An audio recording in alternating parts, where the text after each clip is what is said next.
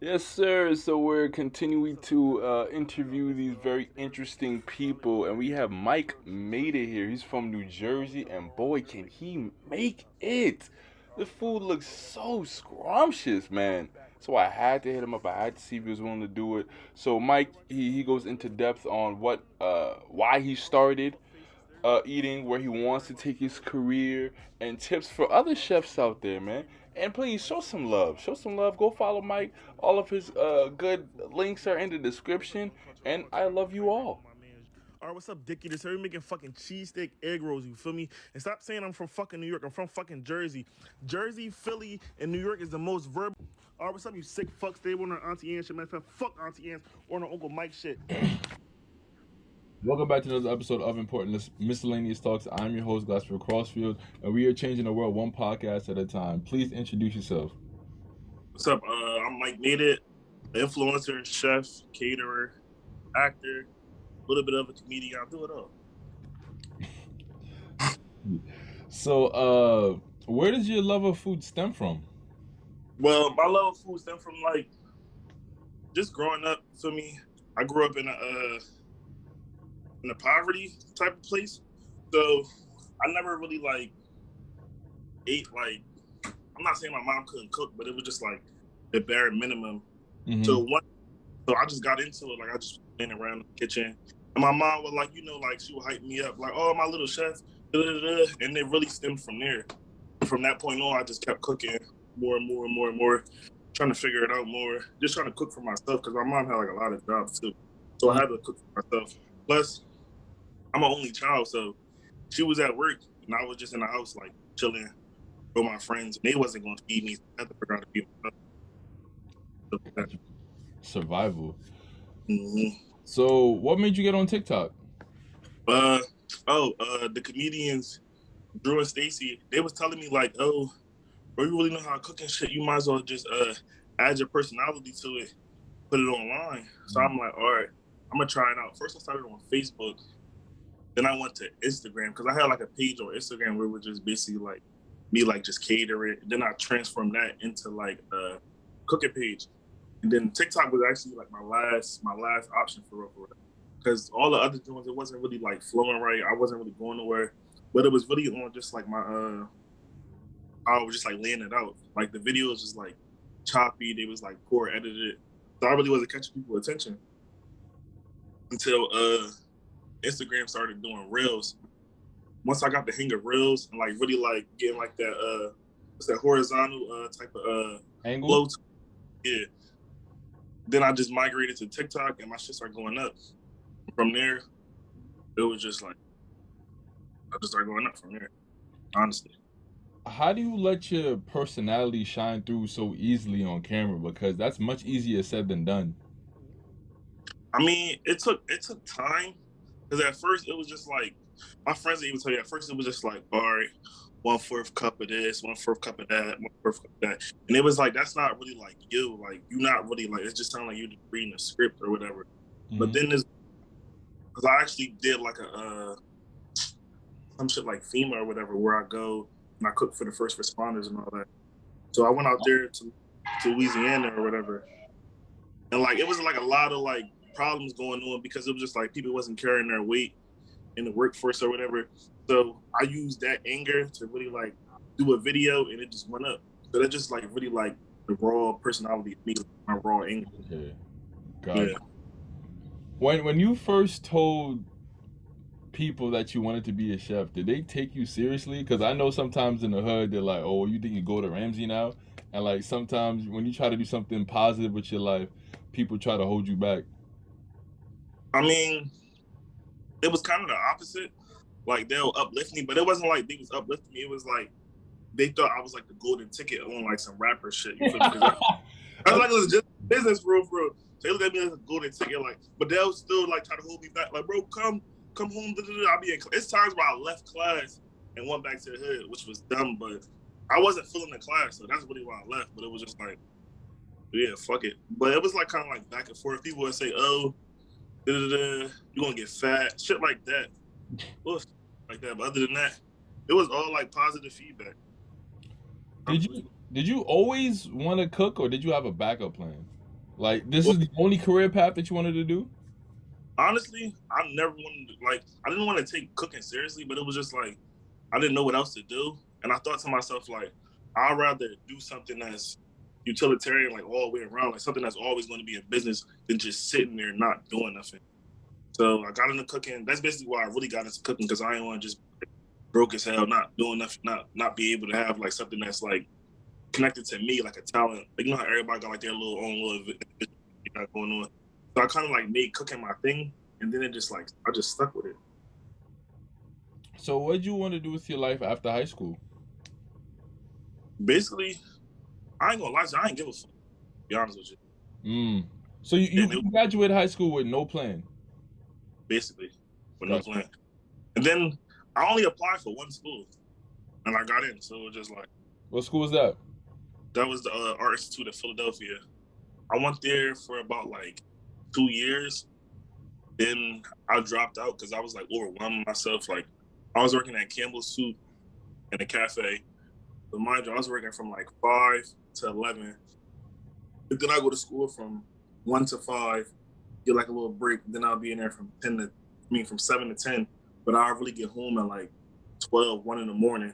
I had to catch the train. I had to ride my bike. So imagine that every day, like every day, every day, That's every day. intense. Yeah, it is. Like it was points in time where I was just like passing out. Like I wasn't falling asleep. I was just passing out. Oh wow, Then from exhaustion? huh? From exhaustion? Yeah, from exhaustion. I was just working myself too hard. And then they was like trying to like lowball me. I was getting paid like what, $9 an hour, but I'm doing everybody's job, which is understandable because they're teaching me, but on the back end it's just like it felt like a slap to the face. And they kept doing like little like weird shit, saying I was filling time, wasn't letting me leave for funerals, like making me seem like they keep so bad. But I just said fuck that shit. I'm going there. Then I had dropped out of school because my grandma had died. And plus, another thing, when I was going to school, I owed them money, but I had an administrator that was overriding the system for me. Like he overrided it for me for like 8 semesters. Oh So I'm wow. thinking I can use it until I graduate. Then he just went ghost and disappeared. Then I'm just like, yeah, they're not even gonna let me like reapply for classes if he don't override it. So it was just I'm gonna take a step back from it. Took a step back from it. Really just started doing like my own little thing. Started doing like random jobs here and there. Da, da, da. And then out of nowhere, which is crazy how I got into the FEMA joint. It's called EDS. It stands for Emergency Disaster Service. My mom found her long lost brother off of Facebook. We connected with him. Then his fiance's best friend was a chef, and he recruited me into that. Then I got like back into cooking from there, and that's what like basically like led me in the path where I'm at now. Wow. What are the odds of that? Crazy, crazy. Wow. That definitely sound like God's plan. Wow. So who do you look up to in the cooking industry? Look up still. I really look up to like I feel like the most public figure is like basically like Gordon Ramsay, but not just him alone. It's other chefs. I'm not really good with names. It's other chefs because growing up, like I really couldn't sleep at night, so I watched the Food Network every night, like every night before I go to sleep. So it was just like, so many people like that's just in my mind. I can't really tell you all of them because I damn near watch like every cooking show for real, for real. Guy Fieri, the one who do drivers, diners and dashes. And then a couple like Instagram chefs like the boy Nick, the other boy, the Indian boy from Flip, Michigan. I forget his name. Trying what else? It's like people like that. People just like that's in like the same, like got like the same shit going on, like basically like on the internet basis. I just be watching them. That's really how I got to where I'm at. Like I'm not the type of person like I watch and critique people before I do anything. So I'm looking at you, learning from your mistakes without actually really doing them. Oh, got you. So Observative. what I did, like I'll sit there and watch all of them. Like before I even did this, because I was been thinking about doing it before they mentioned it to me, but it was just like that would just give me a push to take a step further. Once I really like got like my niche and how to like base my videos, how to do like it was just like rap. You do your videos on your own. You edit your own videos as well. Yeah, it takes me about like 5 to 7 minutes because the way I go in is basically like I visualize it before I capture it. So I'm not just like record like the whole thing through and chopping it up. Every scene, every transition, I'm recording that one scene, and then I'm just going there. So it'll be like 18 videos, but I already know which part of every video I need. So once I chop that all down, it'll be like a minute, probably like 45 seconds, and then I'm just like putting the final touches on, and I'm done. What do you use to edit? What you mean? What? Like before, Yeah, do you use anything to edit, or you just edit around the TikTok app? I use iMovie to like trim it down. I was using iMovie to capture my voice too, but the voice was like, it was like choppy, or you really couldn't hear me, or it would be too loud. So now I do iMovie and InShot because my friend was telling me that the iPhone 13 got one of like the best mics basically out right now, besides like buying an actual mic. So I record the audio on my phone. Got you. Wow, that's interesting, man. I actually heard that the editing like on iMovie and for your phone is not all that bad, especially for people who just getting started. So that's interesting that you say that. Yeah, that's like iMovie. Like, you can't do as much on iMovie, but like on other like mobile apps, you can do like a lot more. Like you can add like like words, like different types of transitions, like edits. I feel like I just like want some high school PowerPoint shit. But if Yeah, you could, it's too simple almost. you could make the most out of it. Like with me, I don't do too much of my videos because all I got is really 3 points: the quality of the video, the different transitions. I'm showing you everything like quick, fast pace, and my voice. So I don't really need like all that other crazy edits and.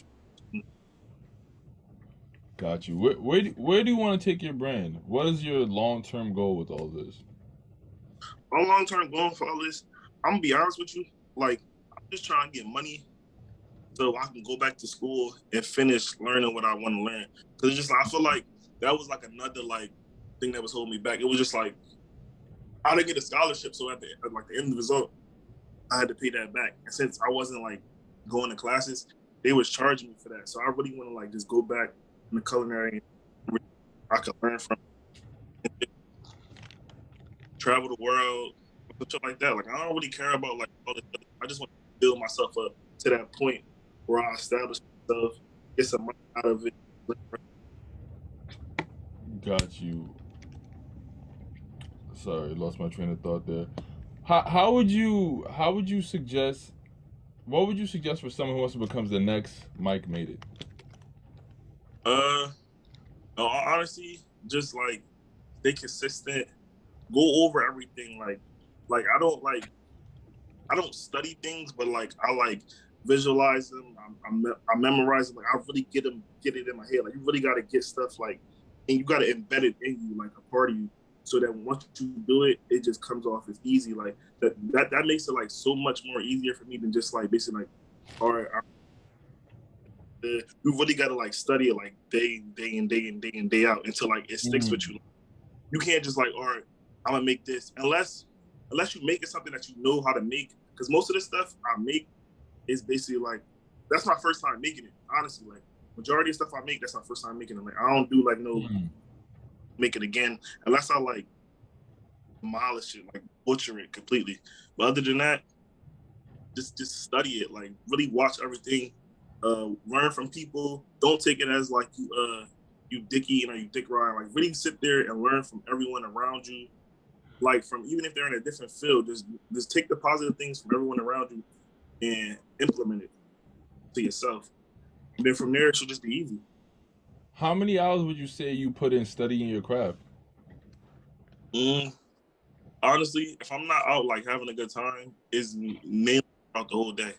Like I'm constantly like sitting down, just thinking about it, like just thinking about the next step.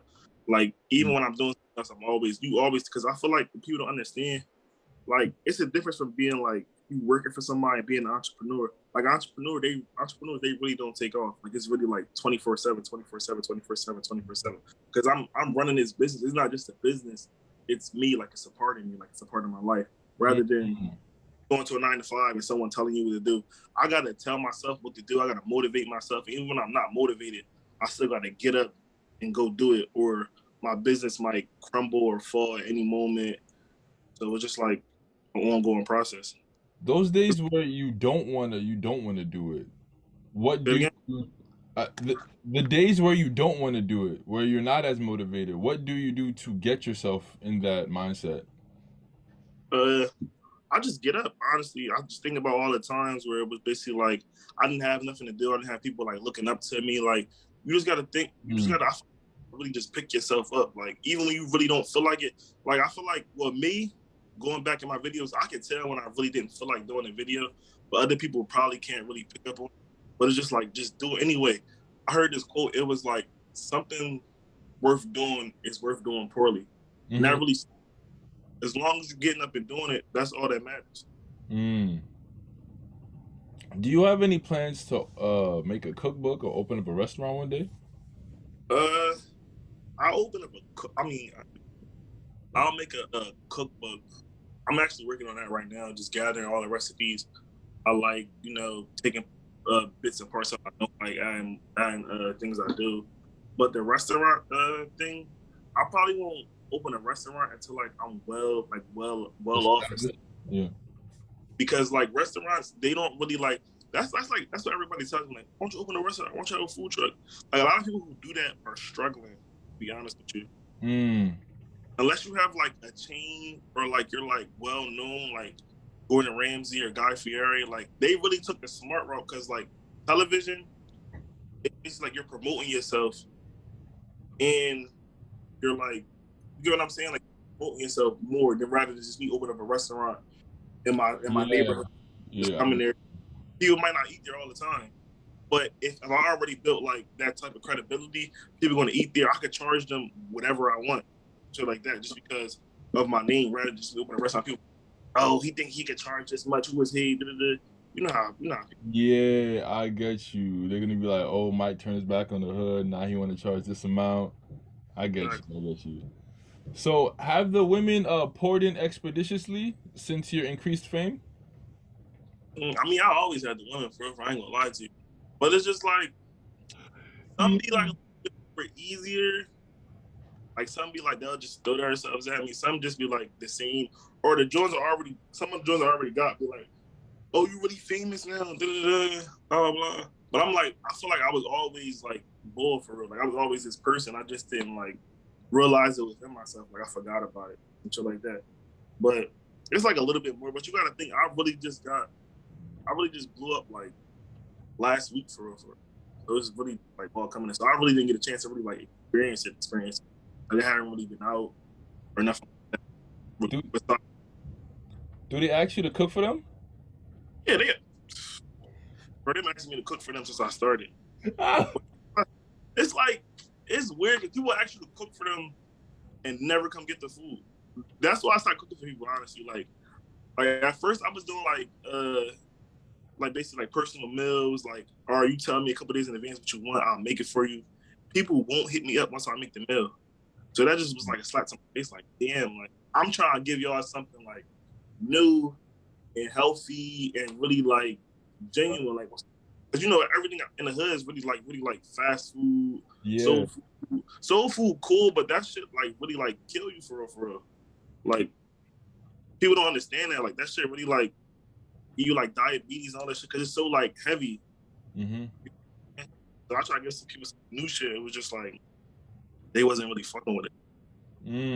Interesting. Yeah, it's gonna be real tough to sell healthy food in the hood. It's gonna take some work, and that's probably like that's more geared to the younger people. They might not rock with it. The older people, like pushing 40, they're gonna understand the value of healthy eating. Mm-hmm. And probably even like generation that's coming up because like I Like, feel like every after is smarter than the previous generation. It's like that they're teaching us more stuff is coming to light, like all the different foods that harm your body. facts. That's a fact. At what point did you realize that your cooking career was legitimate? Uh, like as far as like just cooking in general or the internet, towards the Let's do both. uh,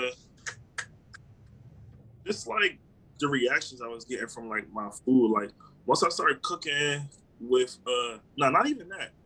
I'm gonna take it back to school. Like once I started, because at school, I ain't gonna lie to you, like I was like falling behind in school, like cooking wise, not like book wise, but cooking wise, I was falling back. But once I got like into like the cafe at Campbell Soup, I was like the first person done every day. Like every day I finished. Like it was to the point where I was done like an hour before everybody else, and I was just sitting, not doing nothing. But it's just like that's another thing too. When you in school and when you like in a restaurant, it's completely different. Because school it teaches you like the background knowledge and etc. But the restaurant really teaches you like real world experience. So it's just like they're gonna teach me like not the shortcuts, but like a smarter way to cook this way more faster and efficient rather than school where they just teaching me like the book way or shit like that. So once that happened, I started getting reactions from my teachers, like actually like real chefs. I'm like, all right, I could do this. And then it went from the EDS. Then I'm like, oh, I really can do this. Like this is really like easy. Then I started doing like little catering jobs on my own. And I was like, okay. And then from the reactions from the internet, like these people are not eating my food at all, and they're just reacting like so positive, like just off of like what they're seeing. Like they don't know what it tastes like. Everything I make can be nasty. It's not, but I'm just saying like just off visuality, you seeing that I'm actually doing something. So that just made me realize like I really know what I'm doing. Got you. Well, that's all the questions I have for you today. Thank you so much for coming on, man. It means a lot.